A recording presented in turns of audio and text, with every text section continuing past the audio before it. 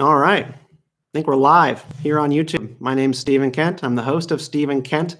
Right now is Stephen Kent here on Rightly. This is a first spin of doing a little bit of a live broadcast, just saying hello and checking in on a couple different stories that we've been talking about here on the show. Here you're seeing my home. This is my geek lair, I suppose, where I've got all of my favorite things. As you can tell, I'm a little bit of a Star Wars. But they don't let me make a show about Star Wars, so I get to do it if it's a live stream, though. So this week, we are talking about, on Right Now, critical race theory and anti-racism. I was joined by a couple of my friends, Christian Watson and Adam Coleman, who's the author of Black Victim to Black Victor, to talk about critical race theory and how it has swept across our public discourse into public schools and a lot of public life, particularly corporate boardrooms, and change the way that we discuss race and racism in this country. And I found it to be really useful because critical race theory is scaring the living daylights out of people around the country, lawmakers as well, and particularly Republicans. The Republican Party of Trump really seized on that fear of critical race theory and the discussion that it's driving, and anti-racism as well. And there has been a push across multiple Republican state legislatures to ban critical race theory and all of the sort of associated teachings from public schools as well as public bureaucracies. Now, I am a libertarian. Like, that is where I fall sort of on the spectrum of political viewpoints. I have a lot of conservative tendencies, and I try to work that into when I'm doing this show as well. And I think it's a valid question about how you deal with critical race theory working its way into public schools and being taught to children. And I don't like it. I would like to see it not happen. But at the same time, critical race theory, it's easy to forget, has been around since the 1970s, written originally by Richard Delgado, one other academic whose name is escaping me at the moment.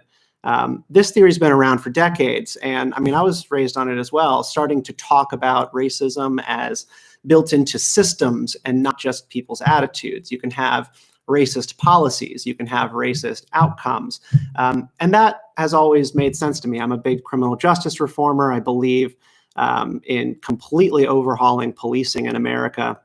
I believe that the education system is just inherently rotten to the core, and there's like an element of racism embedded in that as well. So the idea of talking about racism as part of systems is just not alien to me. But where the whole discourse has changed is where critical race theory, this decades-old tradition, has merged with a new school of thought, which is anti-racism, popularized by Ibram X. Kendi's book, How to Be Anti-Racist, and it has taken on just a whole new life. And I think that that is where the backlash is coming from, the idea that you can either be anti-racist or racist. And to say that you are not racist makes you racist. in that school of thought, you have to be an avowed anti-racist in order to be anything else other than that. And there were a couple of stories that caught our eye when we were doing the episode this week, including an instance in which a lieutenant Army colonel in the Air Force, actually for Space Force, his name is Matthew Lohmeyer. He was dismissed from his post for writing a book about how Marxism has sort of worked its way as an ideology into the armed forces. And he was fired for a series of interviews in which he talked about the book and also, I think, sort of the internal matters as it regards CRT sort of being pushed within the military, within the armed forces, and his concerns about that. And there has been an immediate blowback to it. So a couple of the updates that have just happened in the past 24 hours is that a number of House Republicans, 23, led by Doug Lamborn, are demanding that the Biden administration, and this is reported on at the Daily Wire by reporter Ryan Saverda, they are demanding that the Biden administration reinstate Space Force commander that was fired after he was warned that Marxists had infiltrated the U.S. military. Their copy goes something like this, the lawmakers write. As you know, Lieutenant Colonel Lohmeyer, commander of the 11th Space Warning Squadron at the Buckley Air Force Base in Colorado, was relieved of command last week by Lieutenant General Whiting, the head of Space Operations Command, due to loss of trust and confidence in his ability to lead, which I suppose is that he's out talking about the things that are going on within the military, which maybe he's not supposed to. My understanding was that service members are able to engage in political talk and partisan opinion outside of the service, but he's a really high up commander, possibly more of a political position, than just sort of regular entry. So according to media reports, this decision, they write, was made based on public comments made by Lohmeyer in a recent podcast, which I listened to. I listened to this podcast interview that Lohmeyer gave about his book, and it was just really boring. Like, that's the big takeaway that I had listening to Lohmeyer talk about the book in really restrained terms, talking about Marxism, that he thinks Marxism is bad, and that it has found its way into multiple aspects of our culture. And I guess I'm just sort of left going like, what's wrong about that? Exactly. Like, when did it get to be that you cannot talk about Marxism and a disdain for it without being painted as anything other than unpatriotic or unloyal to the American armed forces to get pushed out in the way that he did? I mean, the interviews it was very careful. He picked every word very carefully. I got to the end of it and just went, oh, okay. So another Army guy has self-published a book. Big deal. They do this all the time. So based on the interviews themselves, and this is going back to what these House members have said, these statements by a Space Force spokesperson seemed entirely divorced from reality. Lieutenant Colonel Lohmeyer went out of his way to explicitly express support and admiration for his chain of command, which he did. He said multiple times that he doesn't think that this is a thing that people are doing maliciously. That, like, Marxism, there's like a conspiracy, right, in the military to permeate all of its different ranks and the institution with Marxist thought. He's like, this is not something that people are trying to do. It's just gotten to be this normalized way of thinking, the constructs and thinking that can be tied back to Marxism, which critical race theory and particularly anti-racism as a construct, they come from that tradition. You can trace the lines back there. He says, by and large, all my interactions with senior leaders in the Air Force and Space Force have been positive. We've got very good leaders, he goes on to say. He also says that they care a great deal about our people, and they care a great deal about the lethality of force. Well, that's good. I would hope they do. So according to his interviews, he raised concerns, and this is, again, the House members writing here. He expressed in his book and on the podcast through his chain of command and through the Air Force Office of Inspector General.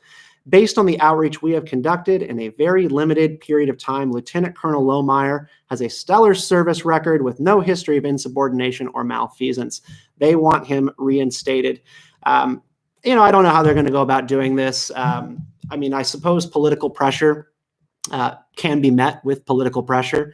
Lohmeyer going out there and speaking about things going wrong in the chain of command and Marxist ideas being present in the military, if that upset sort of his comrades at his really high up level on a political basis, that it really attracted ire from the Biden administration, it's completely reasonable to think that there is political pressure being applied from the executive branch to have him removed from his post to quiet such discussions from being had in the future.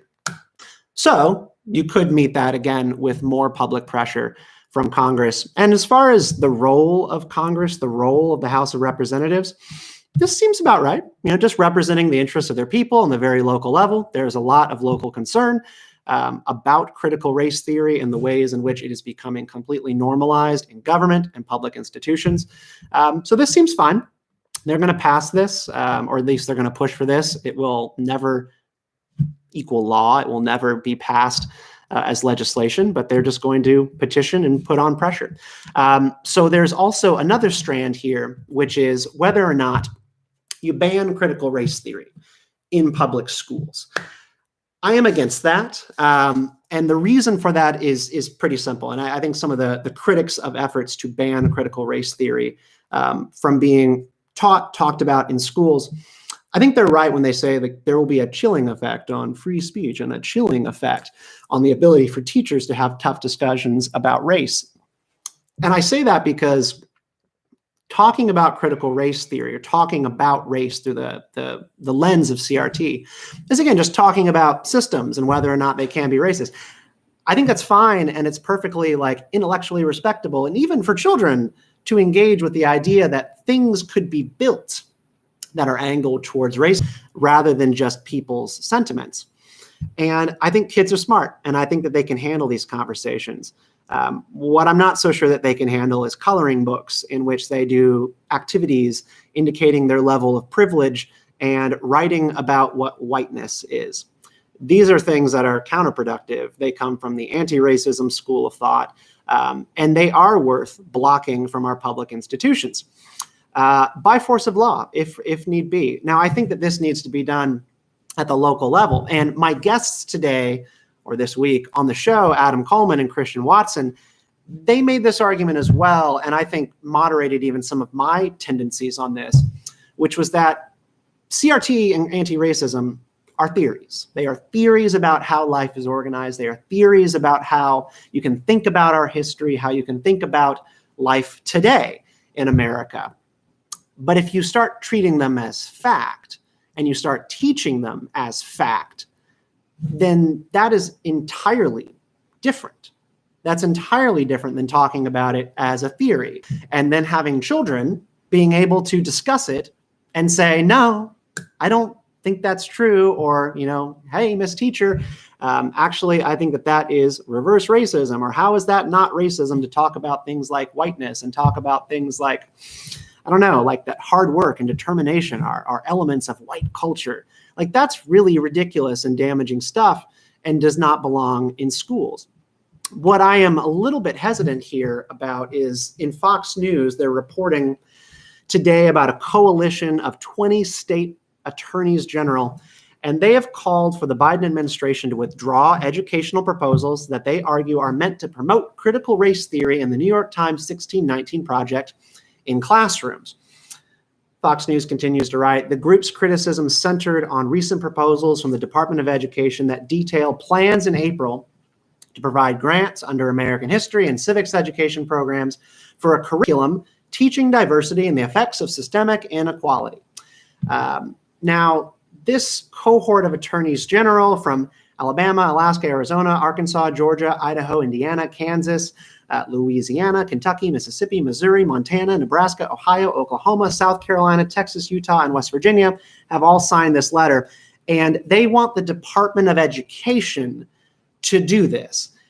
This is where I'm off the wagon, right? So I don't believe that federal approaches are correct for any of these problems. Critical race theory and anti-racism, not good concepts, do not belong in public schools. But I also don't believe in the legitimacy of the Department of Education to begin with, and you shouldn't either. The Department of Education's standardized approach of saying what is going to be the thing that all students need to learn of all types and varieties of all different parts of and places in their lives, I've never believed in that. Conservatives don't believe in that. Republicans, as a political party, they don't believe in that, or at least they're not supposed to. But going through the Department of Education to solve this problem, using federal levers to solve this problem, that is exactly the kind of thing that we're supposed to be trying to stop. And you validate the Department of Education by using it in this way. You don't use it. You can't wield the ring of power without being corrupted by it. That's the whole point.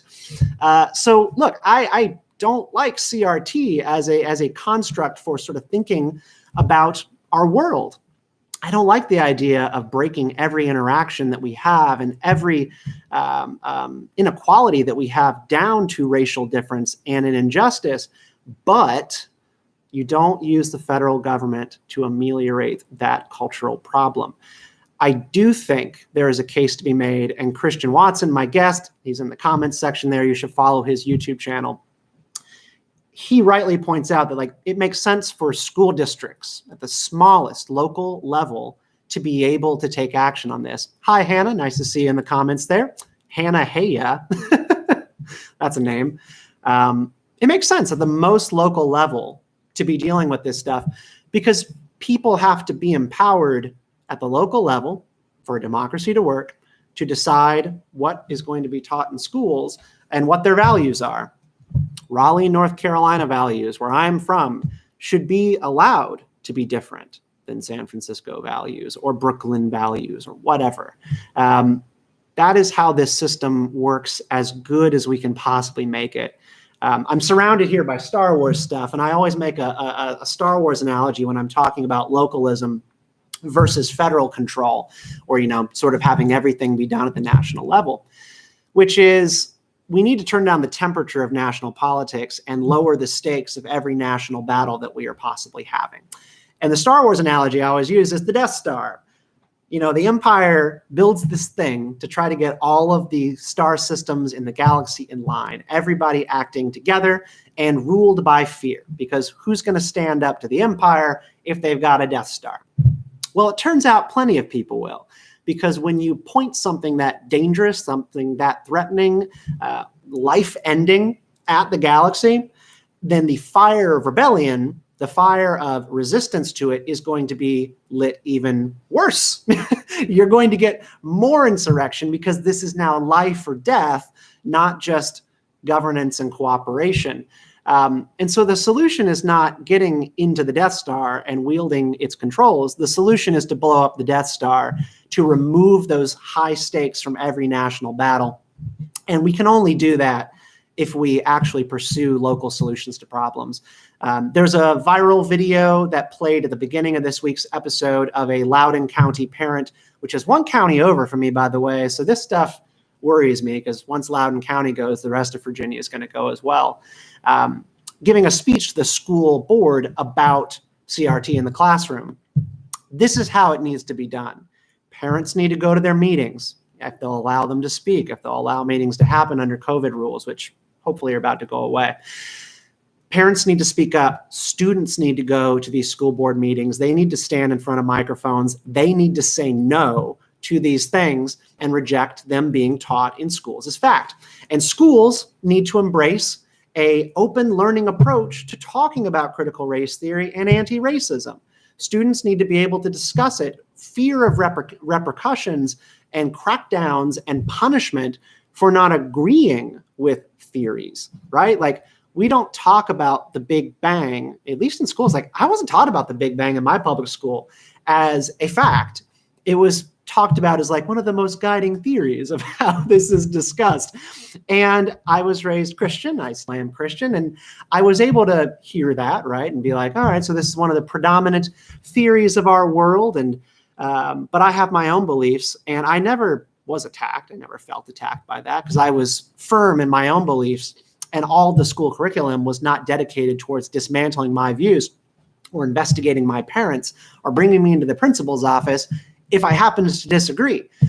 Maybe you had a different experience being, a creationist person in a public institution. That probably does happen. But I stand by that. I think that by and large is true. So I just wanted to offer some updates on this week's stories that guided the episode that we did this week with Christian Watson of the Pensive Politics podcast. He's got a YouTube channel. If you are watching, he is in the comments section right there. You should follow his show. It's really good, really enlightening. Always love listening to him talk. He's got a brilliant mind. And Adam Coleman, he's the author of a new book, Black Victim to Black Victor. And he is tweeting over at Wrong Speak Publishing. So you can find that. And I'll put a note about that in the information section as well. The last thing that I wanted to touch on before we round down here is Media Matters. Media Matters, what a joke of an organization. So they basically spend all of their time and are paid real money to watch news and opinion commentary that they don't like, take clips and try to generate outrage about it. And I was wondering, when is Al Jazeera's new project, Rightly, that I'm proudly working on, going to get knocked by Media Matters? And it finally happened. We finally got our moment, and it's just So dumb. I don't know. As a person who does this and is more of a public person, I write a lot of articles that a lot of people read. I do this show, which is out there for people to see and judge and critique and throw hate my way on. I always worry about stuff like this. I always worry about when the Media Matters clip is going to finally come and they're going to say I did something awful and I'm going to feel bad or whatever.